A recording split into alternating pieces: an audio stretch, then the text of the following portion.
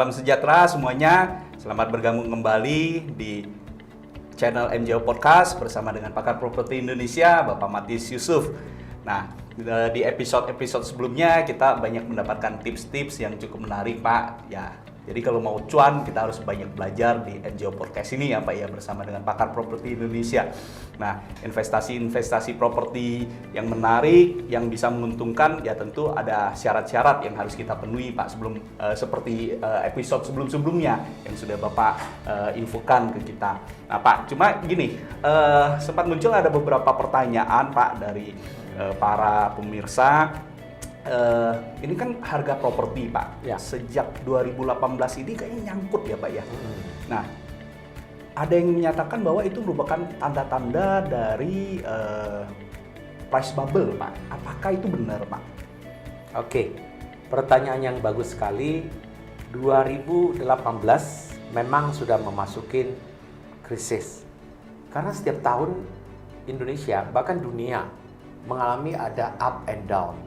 Bicara tahun 98 krisis, 2008 krisis 98 adalah yang namakan multi krisis. 2008 subprime mortgage, the Federal Reserve naikkan suku bunga 2 jadi 4. Kemudian di 2018 terjadi juga krisis ya, krisis pemilihan umum, krisis yang lain.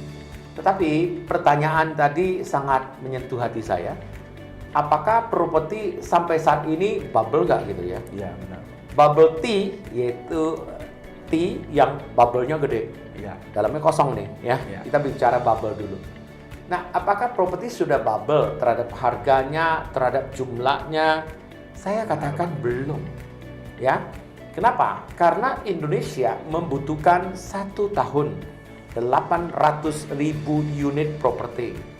Sedangkan seluruh Indonesia, seluruh developer hanya sanggup membangun 400.000 unit saja. Berarti ada backlog ya. Dari dulu backlognya itu, maka ada kurang lebih sampai tahun ini adalah 12,5 juta jumlah properti yang kekurangan. Nah, tentunya yang dinamakan dengan bubble berarti tengahnya kosong. Ini ternyata nggak kosong, bahkan masih kurang. Berarti padat banget nih. Jadi nggak bubble. Nah, pertanyaan harga. Harga apakah sudah bubble? Saya katakan juga tidak. Tergantung jenis propertinya. Properti kan ada landed house, kemudian ada high rise building. Mungkin landed itu saya katakan tidak akan ada bubble. Karena tanah di Indonesia makin lama sudah makin sedikit. Kalaupun reklamasi itu harganya mahalnya minta ampun, reklamasi laut itu ya. Nah, kalau berbicara yang mana yang bubble, ada juga yang bubble. Karena selama 5 tahun ke depan ini, yang high rise building sedikit berlebihan. Sedikit over supply yang namanya bubble. Tapi menurut saya, harga properti belum bubble. Karena kita melihat 178 industri yang membutuhkan ya sumber dayanya, yaitu minyak. Kita tahu minyak bumi itu lagi naik semua. Tentu 178 jenis industri akan menaikkan harga bahan bangunan. Ya, 178 ini akan membuat properti itu harganya naik. Jadi tidak akan ada bubble. Oke, Pak. Nah, tadi ada satu poin menarik, Pak. Bapak sempat sampaikan bahwa untuk high rise building ini sedikit oversupply, Pak. Nah, apakah masih layak untuk kita investasi, Pak? Karena saya lihat banyak harga-harga yang masih cukup murah, Pak. Cukup menarik sih, Pak, untuk investasi high rise, khususnya apartemen, kondominium.